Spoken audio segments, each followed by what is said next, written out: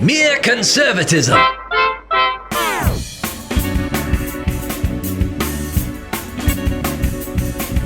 Welcome to another edition of Mere Conservatism. I'm Cleve Walker, David Perry. It is so good. David, the fact that you are back in the studio with me is so great. I mean, talking to you by phone when you were quarantining just didn't do it. Well, and I'm very entertained by seeing you with your frostbitten phalanges trying to operate the sound equipment, pushing the buttons and all that stuff. There's icicles hanging from your fingertips right now. I was just trying to explain to David that I was having trouble with my touchscreen and my iPad because when your fingers get cold, it becomes less responsive when you try to do your thing on. Really? Yes, it does. Even on smartphone. You know what happens to me? I'm a bass player, and so I have calluses on my fingertips. Yeah. And if I don't touch the screen just right, it only hits my calluses, and I can't work a touch screen either. Are you telling the truth? Yeah. I never know with David. That's true. Yeah. Okay. Yeah. The hard calluses that doesn't read through there. So that's my little plight. things that you find out from talking. Cleve, to that's this my guy. truth, and that's my personal struggle. And anybody, Cleve, that doesn't have bass player calluses on their fingers can't speak to my struggles. They can't understand. They can't. How dare they even speak? I promise you, we got some place to go besides what we're talking about right now. I can hear somebody say, "What in the world does this have to do with mere conservatism?" Cleve, I saw a book for sale. Oh, all right. When we get to the end here, let me talk to you about this book I saw. We'll do it. We'll come back to that in just All a right. minute, but I wanted to talk to you about it because it's called My Black Friend. Uh-huh. And I just wanted to, being my black friend, I just wanted to know what you thought about it. Well, let's definitely put a pin in that for just a moment Okay. so we can get on it. All right. President-elect Joe Biden's son, Hunter, says he is under federal investigation over his taxes, with growing reports claiming the Justice Department is reviewing his overseas business dealings. Oh, my goodness. Where did we hear this Shocked. before? Shocked, I tell you. During an exclusive interview on Fox's America's Newsroom, GOP Senator Josh Hawley of Missouri reacted to the probe that was announced. What did the vice president know? We know that Hunter was traveling to China on a government plane in order to try to seek out business. Now he's under investigation for federal crimes for this. What did Joe Biden know, and when did he know it? He needs to answer questions. And isn't it wonderful that this was all held up until after the election, David? I mean, as far as any reportage from anybody outside Fox. I'm smiling right now. I shouldn't be. I should be weeping. Okay. This was started in 2018. That's right. A federal investigation, completely buried by the press. And we know it was buried by them because we knew about it before the election, way before the election. Early in 2019, this all came out in a really big way on conservative outlets. Well, what you didn't know, David, and what I didn't know, but there are certain apparent Justice Department guidelines that prohibit activity that could influence a political race. What? So basically, what? That's what it says here on my news copy. But apparently, they have a policy. So? But well, do you remember what Comey said though when he had this rush to go through all of Hillary Clinton's emails so that he could get a conclusion out there as to whether or not it was pertinent or not? I don't remember. Well, Comey at that time said he wanted to do this because he did not want to unduly influence the presidential election. And so apparently, we all know that Comey's full of it. So, but apparently there's some policy. So he wanted to clear her real quick is what he wanted to do, and it backfired. No, here's the thing. Okay. We needed to know this. Yes. So you don't want to influence a political election with very, very important information about the candidate's family being corrupt and having these issues. Or allegations, at least, that are being investigated. That doesn't sound really good. And also, did they put on hold anything they were doing to Donald Trump when he was the candidate? Excellent in 2016? Did they put on hold any of that stuff? I don't think that they did. Of course, that wasn't public, so that's fine. Yeah.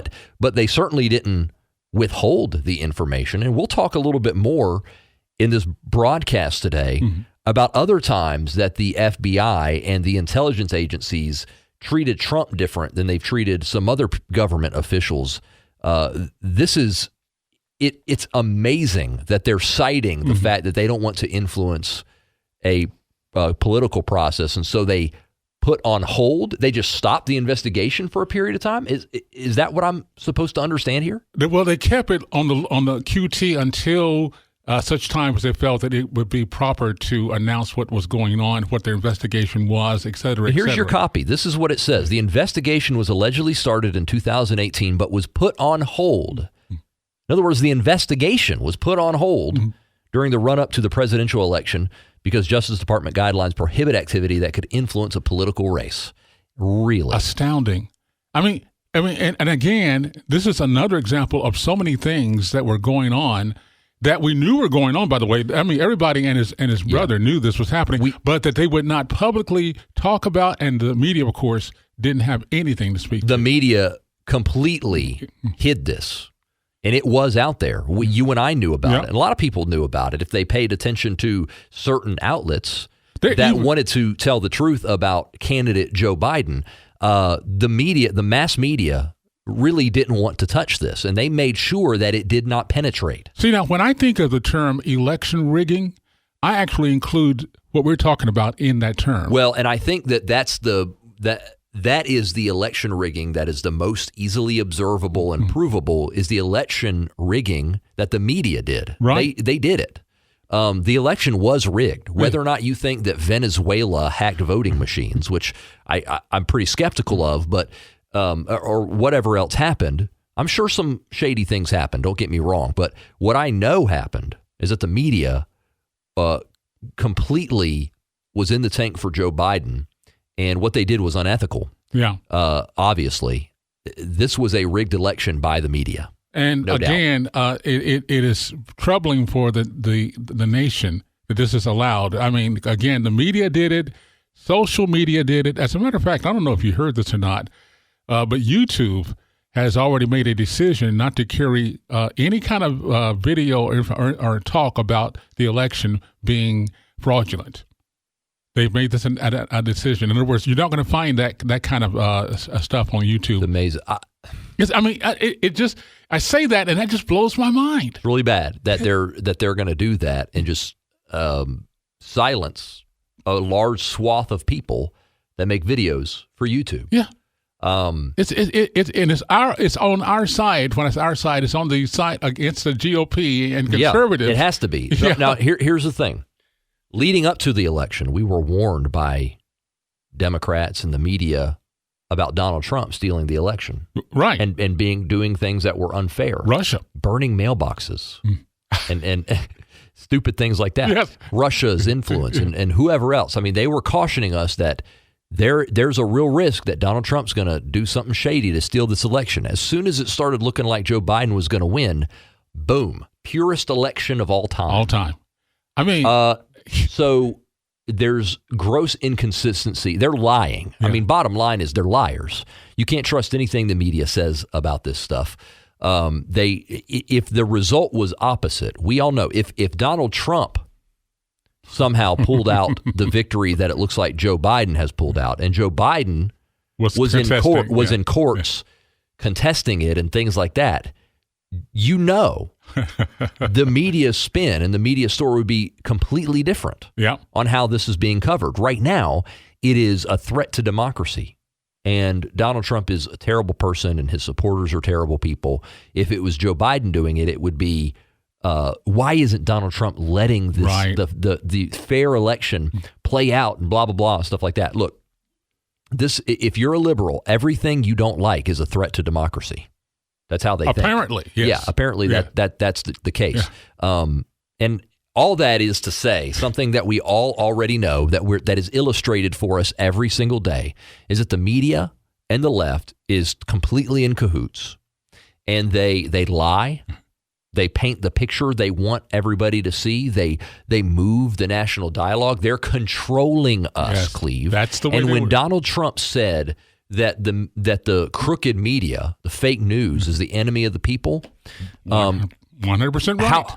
I can't argue with that anymore. No. I can't really argue with that At the time, anymore. a lot of folks did, and I think you had said I was like, that's a little too far. I mean, enemy of the people is kind of that's something that a communist government would say. But that's why I didn't like it. But seriously, I mean, they're controlling us. Yes. Is the bottom line. They're attempting to control us, and I don't like that. I don't like that, but I do like this. And of course, you've already heard about this. Texas and at this time, 17 other states are suing to challenge the election results of Pennsylvania, Wisconsin, Michigan, and David, your home state of Georgia is included among those states. One of the states joining the lawsuit is Louisiana, and that state's Attorney General, Jeff Landry, explains why he is supporting that lawsuit. I, like many Americans around the country, have been watching the irregularities that have occurred. And when you look at the Constitution, you recognize that there were states under which non-legislative actors, that means like governors, secretary of states, or state courts, basically modified election law in the midst of the game.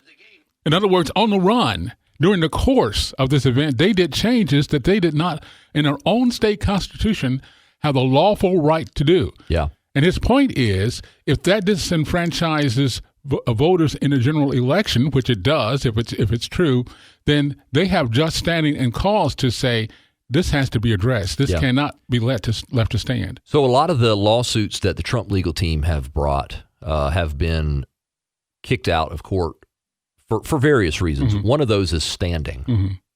So when you sue somebody, you have to have standing. In other words, you have to show that you are harmed by something. You got skin in the game. A lot of judges, rightly or wrongly, I'm not going to get into that right now, are throwing out some of these lawsuits for standing for various reasons. This one, brought by states, could also be thrown out for standing. We don't really know what. Well, yeah, but the good thing about the states doing it, Cleve, is that it goes straight to the Supreme Court. Right. From what I understand, it bypasses a lot of the state courts that a lot of the Trump lawsuits are having to go through, and it's kind of the whole legal process has been kind of a mess. I mean, there are some judges who are saying things like, you waited too long to bring the suit, or you don't have standing, or things like that. And then the Trump team has to appeal, and then it just takes time, and we're running out of time because, as of today, we have just a couple of days before states doing the production of this broadcast. Yes, pick their electors. So it's an issue, running out of time. But with the states bringing the suit, and multiple states in this situation, hopefully this will fast track. The Supreme Court has to decide to take the case. We'll see if they do that. That's the biggie. And but here's the thing. There's some irony in this too, and this is cool. I just, for one thing, I always said the states were the last defense for freedom in this country against a tyrannical central government, and so the states have got to do something. But secondly, President Trump has asked somebody to present this case in the Supreme Court if they accept it for him. You know who? Is it Edward Cruz? Yes. Ted Cruz, which, I mean, I that's almost worth the price of popcorn right there. Because I just picture him, if they accept this case, presenting it, because he's one of the most eloquent, brilliant, gifted conservatives that we have. He's good. And he's argued before the court as a lawyer, so he's no stranger to this. Could you not see that happening? I think it would be great. I would love that. And Cruz is, I don't think, ever lost in front of the Supreme Court. He's done it several times. No.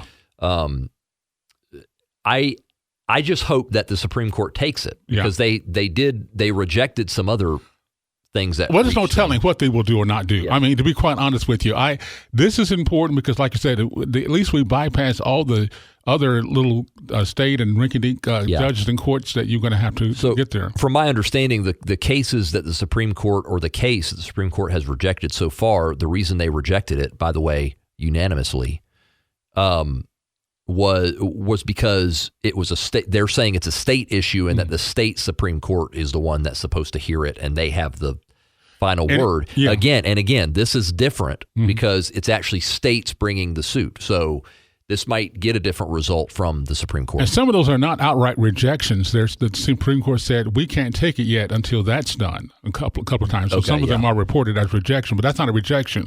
If after the states consider it and everything, and all the I's are dotted and T's are crossed, then the appeal. But then again, we run into the time issue. And and that's what this particular move to me takes care of, because it goes straight to the justice and say, will you hear it?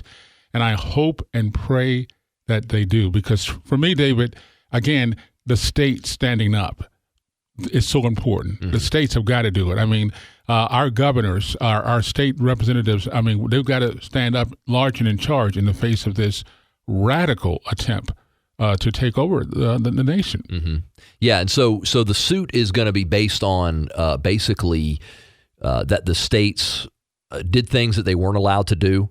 Like the guy from Louisiana was saying, that governors or judges just took it upon themselves to change election law, that they weren't supposed to do that they loosened some standards and things like that. For instance, in Pennsylvania, what I heard is that the mail-in ballots increased by like 50 times normal. Right. And so maybe even more than that. And so to compensate for that, because they realized that was going to be an issue, they did away with some of the safeguards that they had about signature matching and things like that. Mm-hmm. And that's obviously bad. Yeah. And they did it on the basis of emergency. Yeah, it was an emergency. They needed to be able to somehow be able to count all these this massive mm-hmm. pile of mail-in balloting. So they loosened the standards so that they thought they might have capacity to do it. Well, but what the Supreme Court has already ruled against that type of notion in the case of churches that had their First Amendment rights taken care of, overthrown because of the emergency orders of a certain governor. The Supreme Court said no, it does not supersede the Constitution. Emergency can't do that. Emergency rights can't do that. Mm-hmm. So hopefully that gives just an inkling of hope for us who are hoping that something will turn out all of this. Anyway, Food and Drug Administration held an advisory committee hearing this past Thursday on whether to give emergency use authorization to Pfizer's coronavirus vaccine. Deputy Director of the Clinical Division of Vaccines and Related Products Applications, Dr. Doran Fink, said the review process has been thorough and health officials have spent a lot of their time reviewing the data. The American public demands and deserves a rigorous, comprehensive, and independent review of the data. And that's what FDA physicians and scientists, all of us career public health servants, have been doing over days, nights, weekends, and yes, over the Thanksgiving holiday. Now, David, what he's saying is... why don't we just pin a medal straight on it? I mean, career public health professionals, Cleve. Well, here's what he's trying to say. And it is kind of like maybe overblown, but he's trying to say, we want you to know we did not skip any protocols in our review of this drug for possible FDA approval. He wants you to know, Cleve, that he's kind of a big deal. He has many leather-bound books, and his apartment smells of mahogany. So let me ask you out point blank. Would you take any of these COVID vaccines? In theory, yeah, I would take them. I'm not going to get one anytime soon. All right. Do you know why? Why? Well, for several reasons. Number one, I've already had it. That's true. Good point. So I've already had COVID. Mm-hmm. There's no reason for me to take a vaccine from somebody who is at risk. I am relatively young, although I did just turn 36. I woke up with a pain in my back. Cut it out. Cleve. I'm getting old. Cut it out. But I'm 36 years old, and I have no pre-existing conditions. Mm-hmm. I have no underlying health conditions, which means I am not at risk from this disease really at all, especially since I've had it now. I mean, even before I was tested positive. So they're talking about giving it to long-term care people and those nurses and stuff on the front lines. So in other words, health care professionals need it, elderly need it, people with pre-existing conditions like asthma and things like that need it. I don't need it. Okay. So in theory, I would say, yes, I would get it, but I'm not going to because especially right now, it's limited. and I'm not one of the people that's at risk. Children don't need to get it. And they're not approved to get it. I don't need to get it. Yeah, they're not approved to get it. There are people that should probably get it. Yeah. This is not like a flu shot. I did get a flu shot this year, by the way, because my wife is expecting a baby in about 6 weeks, and you don't want your kids to get the flu. It can be very serious for them. So that's the kind of thing that's different. Mm-hmm. In this situation, there are certain people that need to get the vaccine, and I'm not in that group. Well, I'm in that group. I am of the age. I'm 66. I have diabetes. I'm in that group so that when the vaccine becomes widely available for the general populace, I'm one of the ones that are really going to say, Cleve, would you take this? Mm-hmm. I'm going to say I would probably take it, but I'm going to tell you, I've never had a flu vaccination shot. I never had. And have you ever had the flu? Only as a teenager. Okay. And I haven't had a flu since, so I never taken it. So I'm not a big fan of vaccinations. I'm not a big fan of needles, to be quite honest with you. But I would take this. Well, leave in the people who have asthma. Okay. But take out everybody 18 and under that doesn't have asthma. And then you take out people who have already had COVID, which is hundreds of thousands of people. My point being is, I believe the Democrats right now are terrified that these vaccines are effective because, this is going to sound awful, and I don't say they're not going to want to use them. Okay, some of them have come in favor of them, but they really need this crisis to go on a little bit longer. I hate to say that, to really accomplish the control and to use that fear aspect to get some of their, even climate change is being tied into this thing. They need a crisis that continues. And I hate to say that, but I believe that they really right now, the dark winter that Biden was talking about, that has been echoed over and over again. And the news reportage right now is almost trying to make it seem like it's come true. That's interesting. Yeah. I don't know. I would guess that they're in a little bit of a pickle because on one hand, they want to, and they will, completely credit Joe Biden. Yes, when it happens. Which is obviously ridiculous, but that's not going to stop them from doing it. They're definitely going to do that. On the other hand, is what you say. Yeah. Is that they're taking the opportunity to grow government, to take control. There's some people that are really into that. So I don't know. We'll see. When the virus completely wanes for whatever reason, even if it was just herd immunity causing it, believe me, Biden will be given credit for it. I don't care if that's 6 months down the road. Yeah. So, but in the meantime, they have and they're doing it. They have to keep that atmosphere of fear going on. When I think about a Biden presidency and the cabinet and the people who's already announcing, it's a very sick feeling in my stomach. And it makes me pray the harder for these Georgia elections because I'd like to win both seats. We only need to win one, but I really would like to win both seats. But right now, the polls for the Loeffler and Warnock thing are too tight, and he's got the edge right now in the latest polls. That's awful. That is awful. Obviously, those Georgia races are very, very important. Republicans definitely need to go vote. I've had people canvassing my neighborhood saying, make sure you go vote. Good. I'm glad to hear that. And I agree. It's vital because the only thing that when it comes to our government and the way it's going to be for the next 4 years, the only thing that gives me optimism is the Senate and Mitch McConnell, which is a hard thing to say, but it is very true. Mitch McConnell will be the leader of the resistance, the Republican Party. Yeah. He's going to poke his head out of a shell. Stop it. And he's going to slam that gavel and get the job done. Well, he knows how to get the job done as far as throwing up procedural hurdles and stopping the Democrats from doing a lot of stuff they want to do. So we shall see. In the meantime, my prayer is that this lawsuit will be taken up by the Supreme Court and that we will prevail. That's my prayer. It can happen. I believe in miracles. And we're going to need one this time around. Well, David, as I said, glad to see you in the pink, completely through your... Are we out of time? We're close to out of time. We didn't get to Swalwell or my black friend. All right. Get the black friend thing out of your system. Okay, so, let me just say... And by the way, just for your information, I'm the black friend I think he's talking about. Well, yeah, and unfortunately, we didn't get to talk about Swalwell and the Chinese spy. Yeah, I don't think I want to go there Democrat right now, congressman. Anyway, Cleve, I saw this book for sale, and it was called something like My Black Friend, and the subtitle was about helping white people be better people. Oh, my gosh. And so... No, you didn't see that. Yeah, no, it was at Costco. I saw it on the shelf at Costco. And so this is just the thought that I had. I kind of laughed when I saw it, but the first thought that I had, and you tell me what you think of this.